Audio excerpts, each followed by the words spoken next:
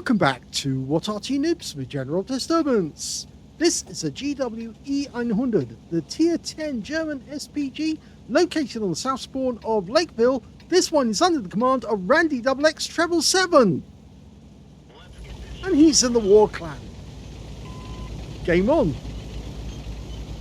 Well, he's got 2 marks of excellence on the barrel. You've seen this barrel before because Randy really does like playing the GWE-100, and I can understand why, because at the moment Steve Walst is also playing this Arty quite a lot, because I think he's trying to either ace it or 3-mark it or something of that nature. Not as colourful as this one with the axe colour scheme. Okay, he's aiming for the valley. Enemy turned up, 277, briefly appears, but you can see the little red line actually hit the bump there, and if he'd fired, it would have actually detonated on the side near his teammate. Instead, he's going to go for the Hesh barn. Dialed in, rounds out. Direct hit, penetrating shot, first shot, 842 hit points. Wow. Now it's 900 alpha, so that was a low roll. 53 millimeters of pen, because he hit the turret, and 11.4 meters on the burst radius, between 12.5 and 31 seconds of stun. And that was a lovely shot, that was, right on target. Yes, that Hesh bomb probably won't be sitting on that spot anymore. Not for a repeat of that. Oh, now that was interesting. He aimed for the tank that was sitting on the step, and he actually hit one behind him. Yes, that was a case of serendipity there, a happy accident. Instead of hitting the target he was aiming for, he hit a different target, but he got them all the same. Always interesting when that happens. Got a wild colour scheme on that BZ58. Oh, look, there's a hole in the side of the turret. How sweet. Yep. If that was Steve Walst on the other team, he'd be very unhappy right now. Yeah. That would be putting it bluntly. But no, it's a no-name Boba Kwa. Is that his name? No-name Boba Kwa. Yes, well, certainly he's not going to be sitting up on that little platform there anymore. But we can see the enemy Arty is also trying to do the same to the T95 FP4201. And even though we're loaded, we haven't fired yet. Randy's waiting for the right moment to pick his spot. There's only one Arty on either team. Oh, now that one did hit. And it hit the T95 FP4201. It definitely came in from this area. No doubt about that. The enemy Arty is a batch at 155.58. So he's a 3-shot autoloader. And I think that was his...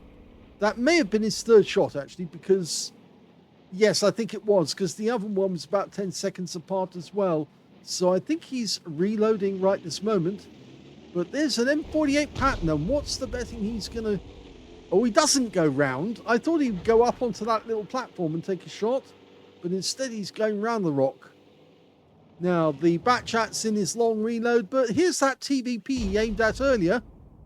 And I wouldn't be surprised if he fires at that one, and then, yeah, he does. And now he's going to move. Now, if the Batchat is in the position I think it is, a little further over towards the cap, he probably wouldn't be able to hit Randy whilst he's in the previous firing position. Although he might know that that's where Randy is. Okay, Randy could go for counter battery right now because it's about time that the enemy might be reloaded. And yes, he is reloaded. He just fired a round at the T95. Most of the action is going on in the town centre. You can see that on the mini-map. Arty tends to pay more attention to the mini-map because that's where we work out where our targets are. And, oh, that's a good kill there. The Object 268 just finished off their BZ75. Now, there are a couple of tanks a little further off down the valley. A Viz-55. He's just been spotted. We were thinking of actually going to the town and shooting into there. Our guys are having a little difficulty just the other side of the town. And there's that Hesh barn again. Dialing in as quickly as we can. Rounds out.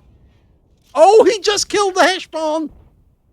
Just wiped him out with the second shot. That must be a penetrating shot. I think he's done it again. He's penned a Heshbon twice in one game. Okay. I like what he's thinking here. Move out, get a better angle.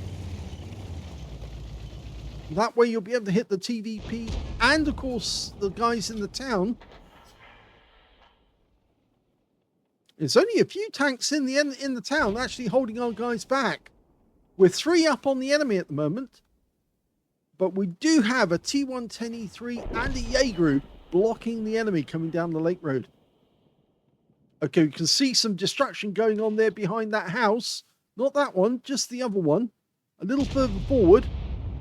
I'm not sure Randy saw that. In fact, there's the IS-4. You can see him now. Rounds out in the Jaeger. It did hit, but it doesn't appear to have done any damage. Those buildings there are so tall, they actually interrupt the fall of shot. So if he did fire at the moment, all he'd be doing is taking some roof tiles off.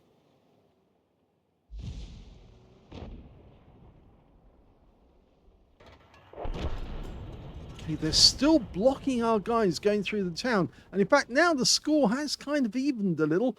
But what we can say is our guys are right down the other end now at the enemy cap area. So, round on the Jaeger, rounds out. Direct hit right into his side. I think he definitely got some hit points this time, but because it was a blind hit, we won't find out until the end. And the enemy Arty's been spotted. He's in grid square A8. He obviously retreated there when our guys got close to the cap because he didn't want to get wiped out. So now we can finish him off, and that will stop him protecting his cap area. We're firing in on these guys who are defending, and our IS-7 is going around the corner to punch a hole, and he takes out the the Jaeger, and then he pulls back because he doesn't want to get hit by the 279, who does take a shot into him. We're watching all this action going on, but really the thing is that we need to be focusing. And he is trying to punch these shells into the enemy side. Backchat. Enemy armor is destroyed. Completely wipes him out. Backchats have very, very thin armor. He could also take the IS-7, but that would just overwhelm him with HE.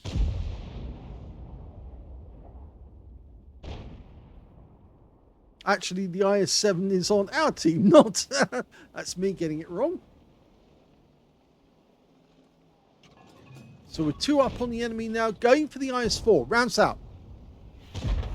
Well, the IS-4 goes down to our IS-7 regardless. He just popped up once too often.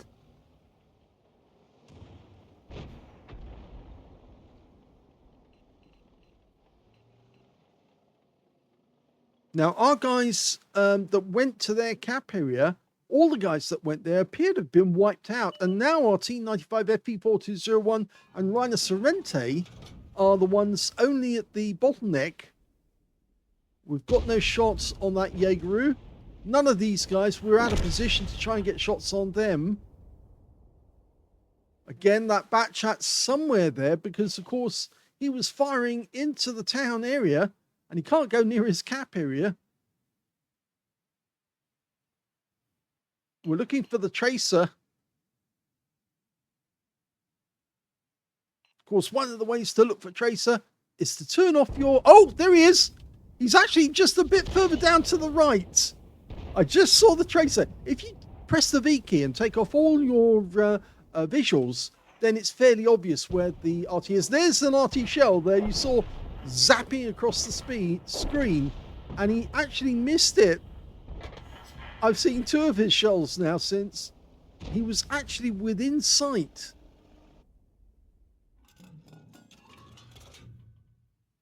Now, we're still 3 up on the enemy. I think we're going to be putting pressure on the enemy cap again. But this time round, I think they will succeed. TVP. Now, what can we do about him? We fire in, but unfortunately it's a bit late. Only a bit of splash. We lost our units 15, 16 out of that one. In fact, our 121B and Object 268 do not seem to be doing what they should be doing. And I have the suspicion that might be down to their IS-7. Now, if the IS-7 gets eaten by our Jaegeru, and he's just taken a huge chunk out of him, we can't see this at the moment. It's only on the mini-map that we can actually spot what's going on. And there, the IS-7 does die. So that means now our 121B and our Object 268 can move up, take out that TVP, and then go after the Arty. There's the TVP in the town centre. Can we get a shot? We're lined up, but we need to... the church is in the way. Okay. He fires speculatively, and he hit him! He got a blind hit there. The guy did move to try and get behind, not behind the church, but to actually move towards the gap to get past our guys, and he took a direct hit. Now that might be a penetrating shot. Now might be the time to consider moving towards the enemy cap. We're loaded. Rounds out. Long flight time. But it is a hit. 286. Now the possibility is that TVP might have actually been hit, but might be on his way round to our cap to get a reset to kill us. And the M48 pattern's gone down. There's only 3 enemy remaining. The TVP, the Foch, and the Batchat. We know the Batchat's closer to the town. The 121's going in that direction. If they don't find the TVP, then we need to be worried, because the TVP might turn up right in front of us. There's the Foch. He's gone. Momentarily, we just saw the Batchat. He just fired. There he is. Oh, we missed, but we did get some stun assist. And no TVP, so he's probably coming our way right this moment. And I would not be surprised if he turns up. The T110E3 is moving towards our cap. And in fact, yes, here he is. Well, I did warn him. I did say, look for the TVP. He obviously wanted revenge after that shot that we fired at him and got the blind hit. So he's the last one alive on his team. I don't think he thinks he's going to survive. He's got to overcome 4,416 hit points to take us out. 3 of our guys are headed towards the cap right now. The 121B and the T110E3 are moving in on the cap. And he's actually defending the cap area. And he keeps changing. Stop changing. We can't see what's going on. Oh dear, this is not good. And we missed out on the final kill because Randy kept changing the tank he was watching from.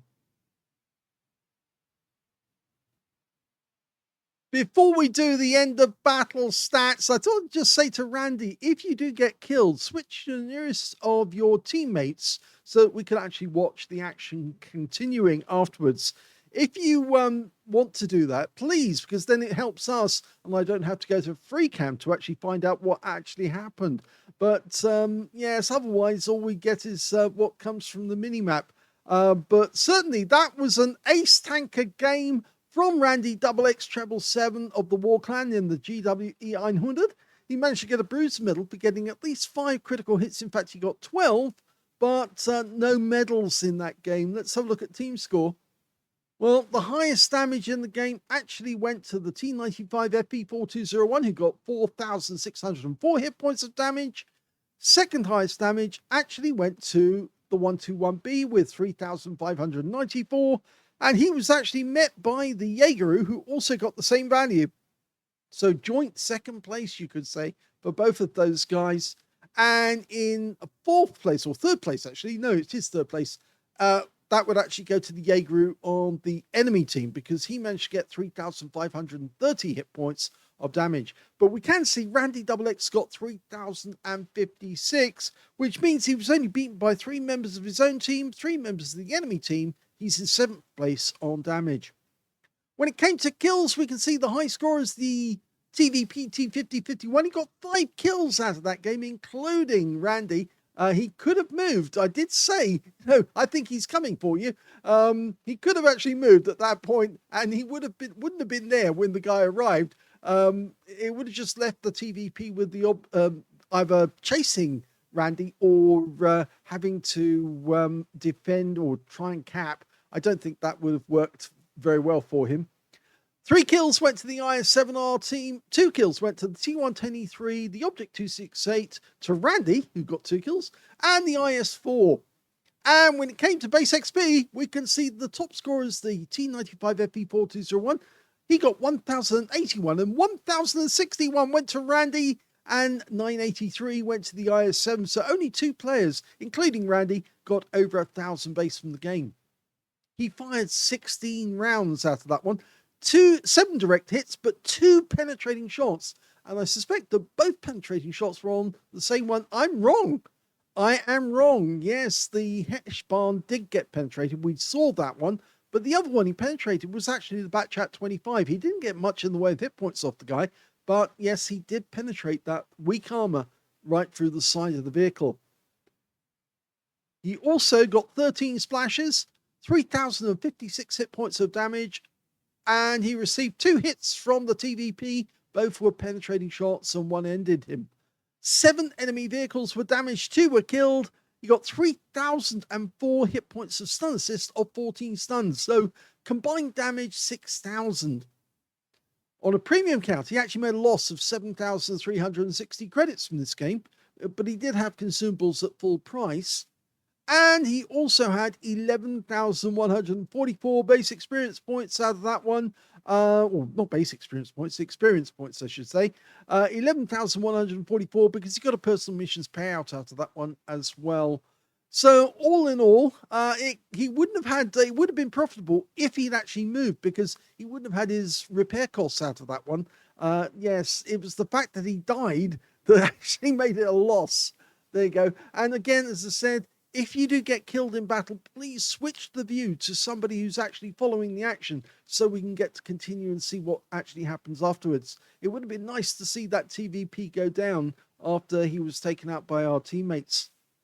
If you enjoyed that replay, please give this video a like, do subscribe to our channel, leave a little comment down below because it feeds the algorithm, and Mr. Al and his rhythms do like, Mr. Al Gore and his rhythms do like to get messages, and thank you for watching.